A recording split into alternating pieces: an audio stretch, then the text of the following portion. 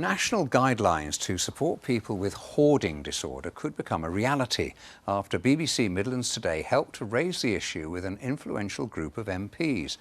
All this week, our correspondent Ben Godfrey has been reporting on outreach work in Birmingham supporting hundreds of people who hoard in a project funded by the City Council. In his final report, with the pandemic increasing social isolation for the most vulnerable, it seems Parliament may soon take note. Oh, here's another teddy. Heather Matuozzo is a hero for the hoarders. My aunt hoarded, and certainly my favourite auntie, it did sort of ruin her life. Heather seems to spend more of her time in other people's homes than inside her own four walls. But she's helping them declutter, listening to their stories, their traumas, opening up pathways to support. It's given me the lack of fear, which often people feel in when they visit hoarded homes, or panic rather than fear, perhaps. Culture once looked upon hoarding as something weird or even frivolous. Today, it's a diagnosable mental health condition. Heather is on her way to Westminster. The corridors of power are calling. Paulette Hamilton, the Birmingham Erdington MP and former nurse, has agreed to meet Heather in her role of Vice Chair of the Health and Social Care Select Committee. Hi. Oh, lovely to meet you. Nice to meet you, Paulette. Heather has been pushing for years for something that doesn't yet exist.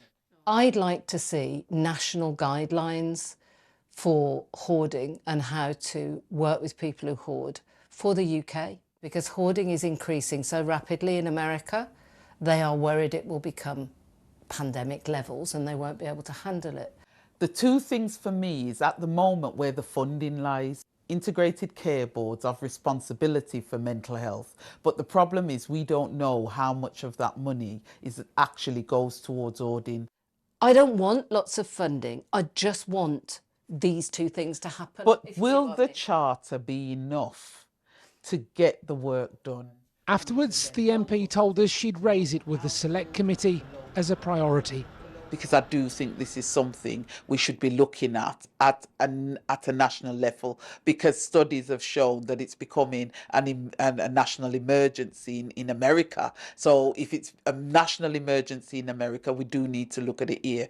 And from this, we can do some very strong recommendations, which will support what Heather is trying to say. What are your thoughts leaving the building? I've come away with a feeling of enthusiasm, and I think, as I said, I think this is the first step. It's not going to be overnight, but neither has my whole journey to this point. I'm back in Birmingham to meet Rosemary, who we first met in December. All she wanted then, and now, was a cleared and more comfortable home for her disabled adult son. Heather is here too, helping, and the family also has social services support.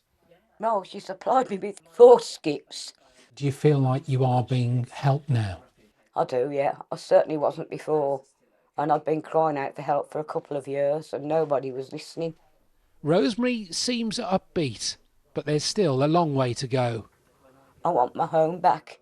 I want to be able to sit on a sofa in the living room with my son. I want to be with him and make him happy. What's the point of it standing there, cluttering up your home? You're not being able to get round properly and do anything.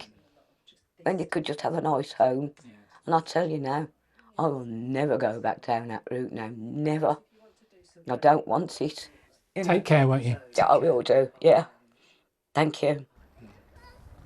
It's clear, there is no quick fix when it comes to hoarding. No TV declutter squad that can come in overnight and turn a hoarded property into a spacious one. The question is, how does society meet the challenge of hoarding?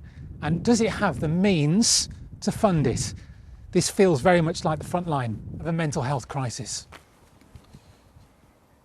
Ben Godfrey reporting there. We asked the government for an interview with a minister, but they declined. In a statement, they said, so that people have the support they need when they need it, this government will recruit an additional 8,500 mental health workers and invest £26 million to open new mental health crisis centres.